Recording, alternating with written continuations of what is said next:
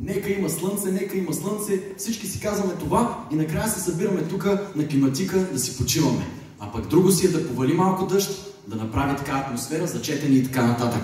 Следващата ни участничка се казва... Камелия Василева. Камелия Василева, за да ви изпее песента "Нека вали".